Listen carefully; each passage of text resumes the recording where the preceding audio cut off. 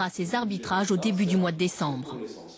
C'est donc demain que l'on fêtera les 20 ans de la Convention internationale des droits de l'enfant. Et pour alerter les autorités, une chaîne humaine s'est organisée en plein Paris ce matin. 200 écoliers en tout, main dans la main, vous le voyez. Une initiative de l'association SOS Village d'enfants qui se bat depuis 60 ans pour que les enfants séparés de leurs parents puissent au moins rester entre frères et sœurs lorsqu'ils sont placés. En France, il y a 13 villages dédiés qui accueillent chaque année 900 enfants. Aux côtés d'une maman SOS, ils retrouvent l'esprit de famille qui leur manque tant, en attendant peut-être un jour de retrouver leurs véritables parents. Marie-Pierre Cassignat, Chloé Cormery. Ça va, petit bouchon?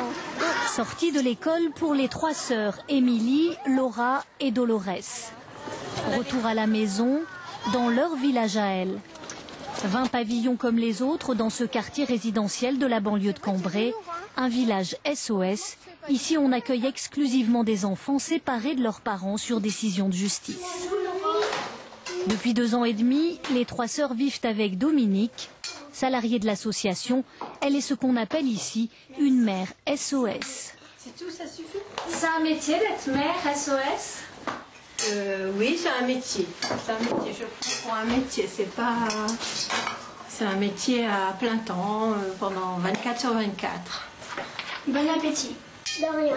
Pas question de se substituer aux parents. Les fillettes ont bien compris qui était Dominique. Allez, tu manges. C'est pas notre maman à nous, c'est la maman de de ses fils à elle. Dolores a été placée quelques semaines seulement après sa naissance. Tu n'as jamais été chez maman pratiquement. Hein. J'ai jamais été, mais ça fait une Tu aimerais bien aller un jour chez maman. J'aimerais bien aller chez... C'est un bon rêve. C'est un rêve qui va se réaliser. Un jour, tu rêves un jour de ça, oui. Mais par contre, le tribunal, il n'est pas encore tout à fait d'accord. Qui veut quoi? Pour l'instant, les fillettes ne voient leurs parents qu'une fois par semaine. Depuis leur départ du foyer familial, elles n'avaient jamais vécu ensemble. Des années de séparation. Aujourd'hui, elles apprennent à tisser des liens entre elles. Trop souvent encore, les enfants placés sont séparés de leurs frères et sœurs. Dans les villages SOS, on rassemble systématiquement les fratries. Entre frères et sœurs, c'est quand même important d'être ensemble. Quand on est plus grand, on peut rester encore ensemble, mais frères et sœurs, ça peut peut-être nous aider à grandir aussi. Grandir ensemble, puis vivre sa vie, comme Delphine et Magali, 2 anciennes du village. Ici, elles ont vécu entre sœurs et ont pu se reconstruire. Jasmine. Aujourd'hui, Delphine est maman, mais revient régulièrement pour retrouver ce qui lui a toujours manqué, une famille. Le fait qu'on ait appris à grandir ici, pour moi, ma mère, comme je la vois pas, ma mère biologique, pour moi, c'est ma mère SOS. C'est la grand-mère de la petite et puis ça restera toujours.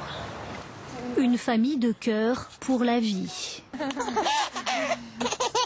Pour les trois sœurs, un répit avant de retourner peut-être un jour vivre auprès de leurs parents, même si ce n'est le cas que pour un enfant sur 4. Et après les enfants, on s'intéresse maintenant aux personnes